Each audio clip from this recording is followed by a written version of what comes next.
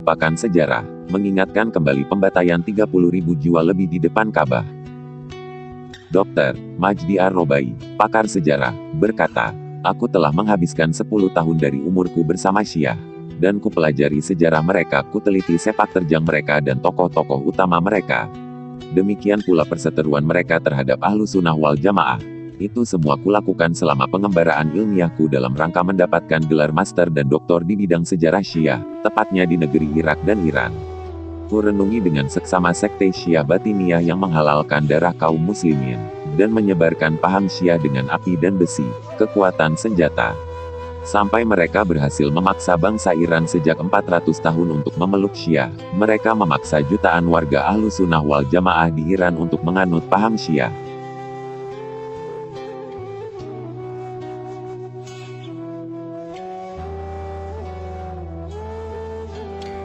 Sampai-sampai para sejarawan mengatakan bahwa jumlah Ahlus Sunnah yang dibunuh oleh Syiah di masa Daulah Safawiyah, Syiah Rafidah, mencapai 1 juta jiwa.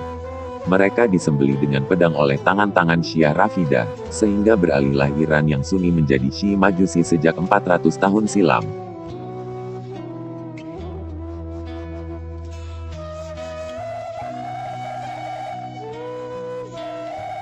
Lebih dari itu, pada saat-saat paling kritis dalam sejarah, kaum Syiah Rafidah justru berkoalisi dengan kaum Yahudi dan Nasara untuk melawan Ahlus Sunnah wal Jamaah. Inilah penyebab terhentinya ekspansi, futuhat, Daulah Utsmaniyah di benua Eropa, setelah mereka berhasil menaklukkan belahan timur Eropa.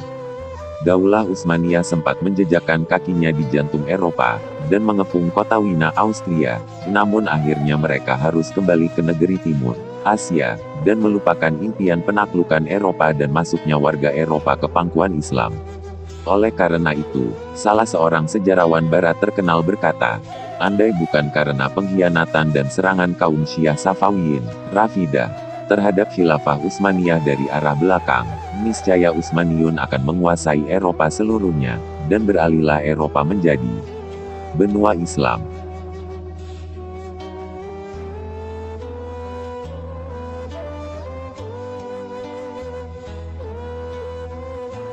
Di antara tragedi yang menjadikanku merenung cukup lama, dan hampir-hampir tak percaya hal itu bisa dilakukan oleh seorang manusia, apalagi yang mengaku muslim, ialah apa yang dilakukan oleh Syiah Karamita, salah satu sekte Syiah Batiniyah, di sekitar Baitullah, Masjidil Haram, pada tahun 317 H, tepatnya pada hari Tarwiyah, tanggal 8 Zulhijjah, ketika mereka menyerang jemaah haji dan membantai lebih dari 30.000 jiwa.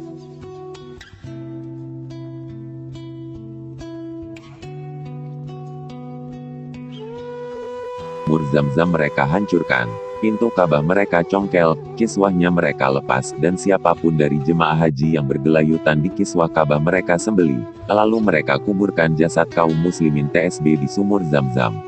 Setelah itu, mereka mencongkel Hajar Aswad dari tempatnya, dan membawanya ke negeri mereka, Asa.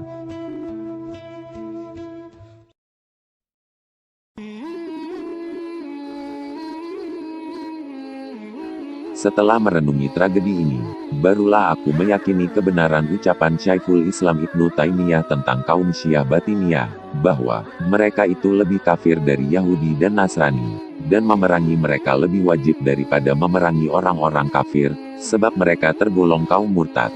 Hari ini, setelah kita menyaksikan penyembahan terhadap Bashar al-Assad yang terjadi di Suriah, dan pembantaian serta pembunuhan terhadap Ahlus Sunnah lewat serangkaian genosida yang belum pernah dilakukan kaum Yahudi maupun Tatar, Mongol, sekalipun, ditambah lagi penghancuran dan penistaan masjid-masjid, yakinlah aku bahwa Bashar al-Assad dan Syiah Nusyairiyahnya adalah anak cucu dari Syiah Batiniyah Karamita TSB. Benarlah firman Allah, sebagiannya merupakan keturunan sebagian lainnya, seakan-akan sejarah sedang terulang kembali. Ditulis oleh Dr. Majdi Ar-Robai, diterjemahkan Madinah 8 Jumada Saniyah 1436 H.